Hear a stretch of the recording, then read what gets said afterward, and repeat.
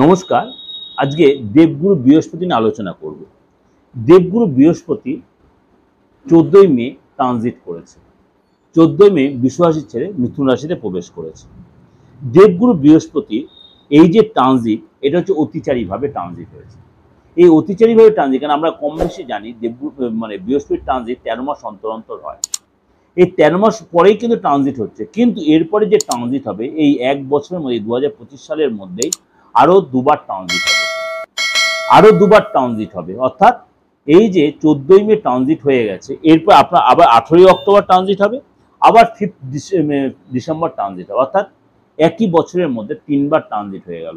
অর্থাৎ এখন এই যে বৃহস্পতি অতিচারী সিচুয়েশন কিছু কিছু রাশির জন্য যথেষ্ট ভালো, কিছু কিছু রাশির জন্য যথেষ্ট সতর্কতা।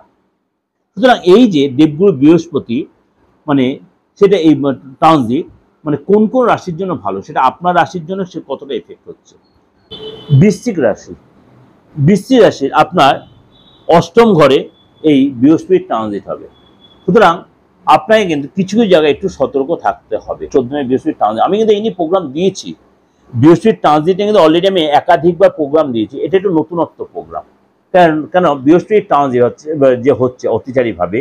আবার বৃহস্পতির 3 দৃষ্টি, পঞ্চম দৃষ্টি, সপ্তম দৃষ্টি, নবম দৃষ্টি আপনার যে কিরকম তার প্রভাব বিস্তার করবে। আপনারা অনেকে আমাকে হয়তো হোয়াটসঅ্যাপ মেসেজ করেছেন, অর্থাৎ একবার বৃহস্পতি প্রোগ্রামে আলোচনা করবেন। তাই আপনাকে আমি আবার একটু নতুনত্ব আরো কিছু যে ট্রানজিটে কি কি আরো নতুনত্ব আপনি পাবেন, কি সার্ভিস, কি বেনিফিট পাবেন, সেটা নিয়ে আমার আলোচনা। কেন বৃহস্পতির এই যে একটা আমাদের কাছে প্রত্যেকটা ভাইটাল গ্রহ। আপনার কাছে বৃহস্পতি, বিশ্লেষী লোকেদের কাছে বৃহস্পতি খুব ভাইটাল গ্রহ। আপনার এই অষ্টমী যে বৃহস্পতির ট্রানজিট হবে, আপনার দেখবেন হওয়া কাজ মুখের সামনে দিয়ে কেটে যেতে পারে। এখন রেডি পুরো কাজটা, আপনি জমি জায়গার সঙ্গে কাজ করছেন, দেখবেন কোনো জায়গায় একটু আটকে গেল, বাধার সম্মুখীন হচ্ছে।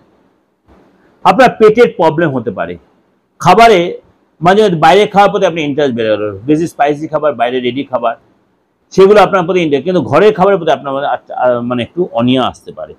এবং আপনাকে বলবো আর্থিক রিলেটেড যে ট্রানজাকশন, আর্থিক যে ব্যাপারটা, সেটা আপনাকে খুব সাবধানে হ্যান্ডেলিং করতে হবে। কাউকে এই সময় চেষ্টা করবেন টাকা না ধার দিতে। টাকা যদি আপনাকে ধার অ্যাকাউন্টে, তাহলে কিন্তু আপনি বুঝে নেবেন আপনি টাকাটা নাও ফেরত পেতে পারেন। অনলাইন ট্রানজাকশন করতে আপনাকে সাবধানে, রাস্তাঘাটে চলাফেরাতে সাবধান, কথাবার্তাতে সাবধান।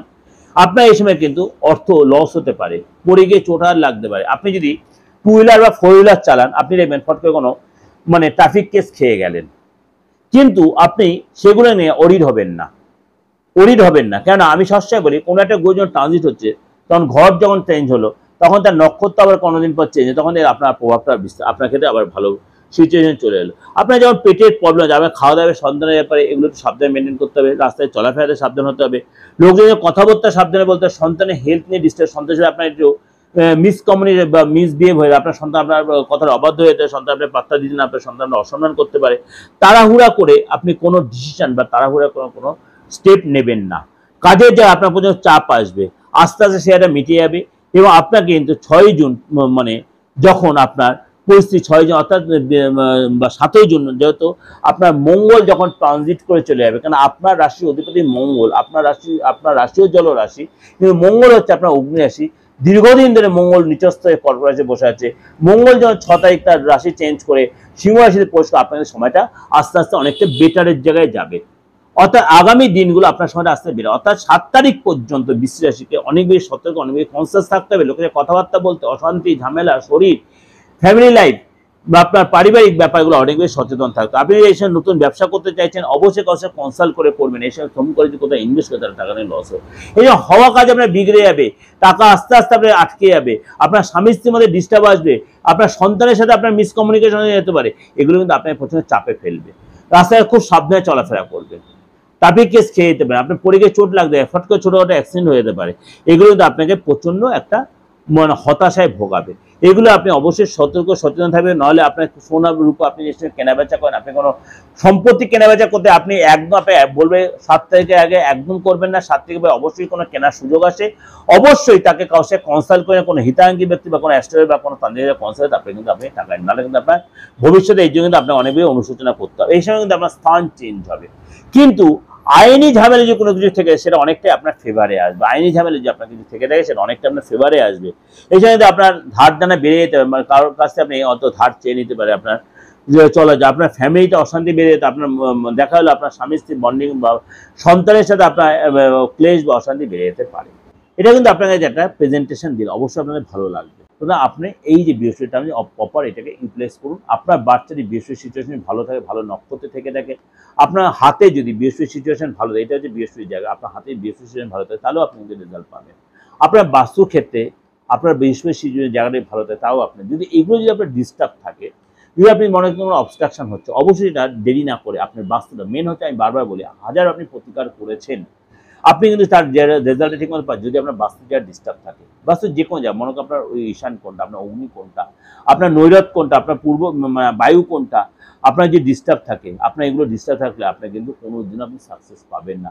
আপনি একটা ভুল জায়গায় সিঁড়ি করে ফেলেছেন, আপনি ভুল জায়গায় টয়লেটটা করে ফেলেছেন, আপনি ভুল জায়গায় আপনার কিচেনটা করে ফেলেছেন, ভুল জায়গায় আপনার মানে ল্যাট্রিনের জায়গাটা করে ফেলে, বা আপনার ড্রেনেজ সিস্টেমটা ভুল জায়গায় করে ফেলে, বা আপনার যে বাড়িতে মনে করেন আপনার যে ঠাকুরের যে স্থানটা হচ্ছে, ঠাকুরের যে স্থানটা রয়েছে, আর বাড়িতে যখন ঠাকুরের, সেটা আপনার যে আদৌ কতটা যুক্তিযুক্ত, ঠাকুরের থেকে আপনার বাড়িতে কতটা যুক্তিযুক্ত, সেটা যে আপনার বাড়িতে কোনো অশান্তি হচ্ছে না তো, বাড়িতে কোনো শান্তি শিখছে না তো, এই জায়গাগুলো আপনাকে আগে চেক করতে হবে। সেগুলো হলে অবশ্যই সেখানে না ভেঙে না রিপেয়ার করে আপনি অবশ্যই বাস্তব মতে সেটা ঠিক করে আপনি সেখানে অবশ্যই ঠিক করতে পারেন।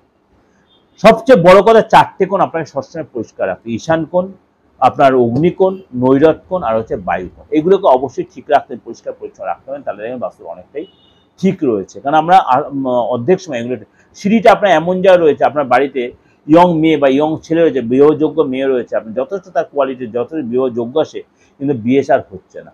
অবশ্যই দেখুন আপনার সেখানে বাস্তু জায়গাটা আপনার সিঁড়ির ডিস্টার্বের জন্য, বা সে কোন দিয়ে মাথা দিয়ে শুচ্ছে, সেটার জন্য আপনার বিয়ে সম্বন্ধে এসেও কেটে যাচ্ছে, বা আপনি বিয়ে দিয়েছেন মেয়েকে, বিয়ে তার শ্বশুরবাড়িতে এসে ভালো নেই, এই জায়গাগুলো আপনার ক্ষেত্রে কিন্তু এফেক্ট হচ্ছে। সেগুলো একদম দেরি না করে আপনি অবশ্যই এটা রেক্টিফিকেশন করুন।